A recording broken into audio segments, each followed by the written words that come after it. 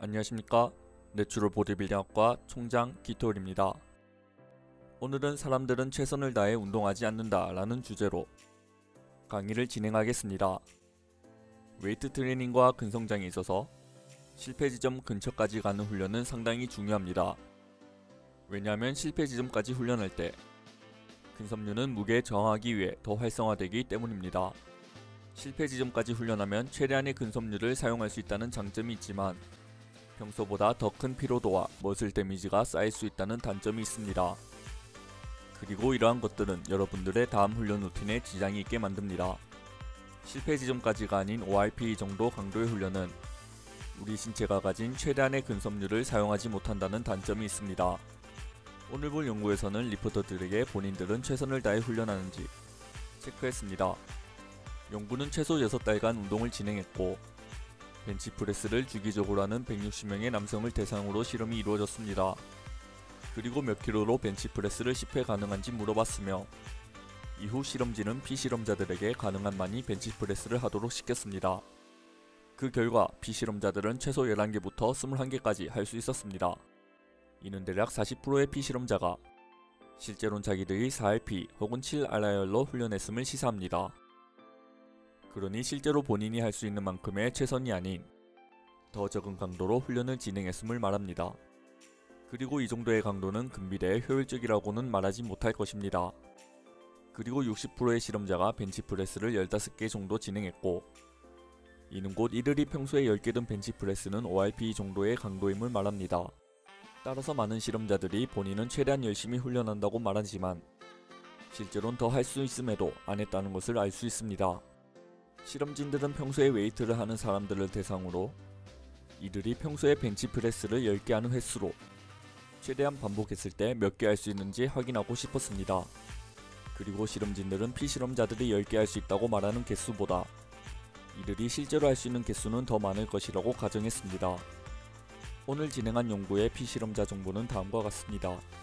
평균 나이 25세, 평균 체중 81kg, 평균 신장 177cm, 최소 6개월 이상 웨이트 트레이닝 경력을 가지고 있으며 최소 주 3회 훈련을 진행하며 주기적으로 벤치프레스를 진행하는 자.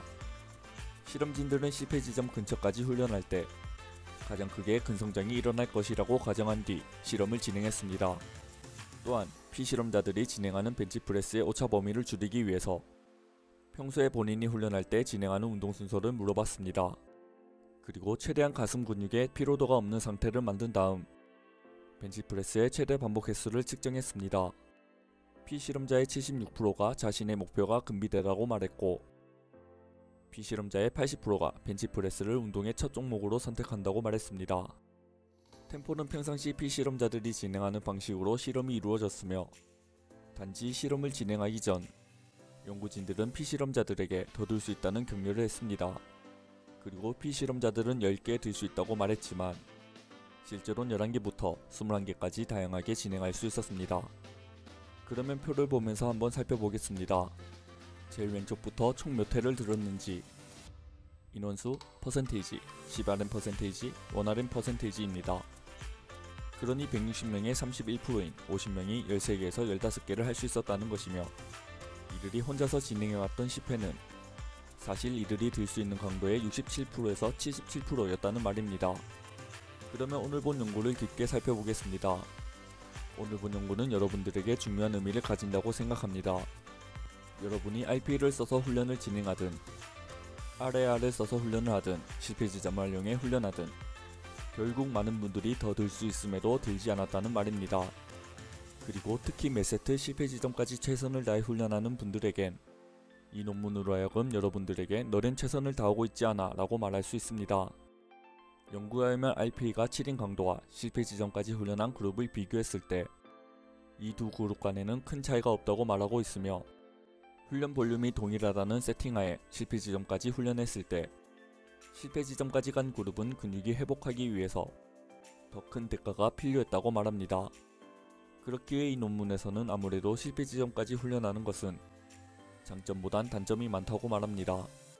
실패 지점까지 진행하는 트레이닝은 아무래도 전략적으로 사용해야 합니다.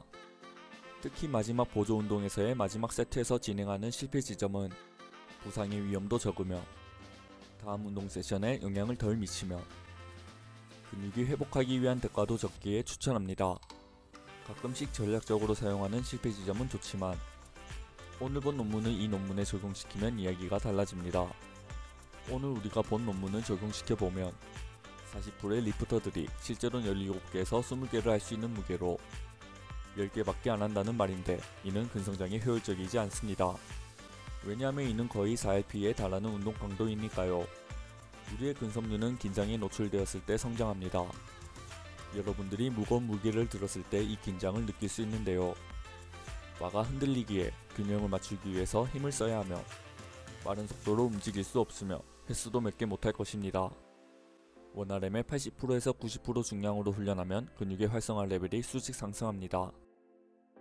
간단하게 6RM 할 수 있는 고중량과 12RM 할 수 있는 중중량을 비교해 보겠습니다. 6RM 무게는 결국 다시 말해 6회를 할 수 있다는 말이며 12RM은 12회 할 수 있다는 말입니다. 12개를 함으로써 근육에선 약간의 긴장감을 느낄 수는 있지만 더 많은 긴장감을 느끼기 위해서는 6회보다 더 많은 횟수를 진행해야 합니다. 그러니 6RM에서 느낄 수 있는 근육의 긴장감을 굳이 6회를 더해서 11렙에 도달했을 때 근육은 긴장감을 느낀다는 말입니다. 오늘 본 연구에선 40%의 피실험자들이 문제를 가지고 있었습니다. 그리고 우리는 왜 이런 문제가 생겼는지 파악해야 합니다. 과연 피실험자들이 그냥 운동을 대충 해서일까요? 관련해서 한 연구에서 운동을 꾸준히 하는 사람은 감시가 줄어도 열심히 훈련한다고 말합니다. 그러니 이들이 열심히 운동을 안 한다고는 볼 수 없다는 것이죠. 그러면 이들이 더 못된 다른 이유는 본인의 한계를 몰라서일 이유가 큽니다. 관련해서 다른 연구도 있습니다. 141명의 리포터를 대상으로 각 운동 종목을 몇 회 할 수 있는지 물었고 마찬가지로 실제로 이들이 몇 회 할 수 있는지를 체크했습니다. 피실험자들을 운동 초보자부터 중급자, 고급자, 엘리트로 나눴는데요. 표를 보며 강의를 이어나가겠습니다. 왼쪽은 운동 종목을 의미하고 위에는 경력에 따른 피실험자 분류입니다. 그리고 표 안에는 예상 횟수와 실제로 진행한 횟수가 적혀 있습니다. 보시면 아시다시피 초보자 구간에서 예상 횟수와 실제로 행한 횟수에서 차이가 있으며 중고급자가 될수록 그 오차 범위는 줄었습니다. 이는 무엇을 말하는 걸까요? 초보자들은 열심히 훈련하고 있지 않다는 말이기도 하며 본인의 한계치를 파악하지 못하고 있다는 것을 의미합니다. 오늘의 강의를 한 줄로 요약하겠습니다. 여러분들은 최선을 다해서 들고 계신가요? 오늘의 강의가 유익하셨다면 좋아요, 구독, 알람 설정 부탁드립니다.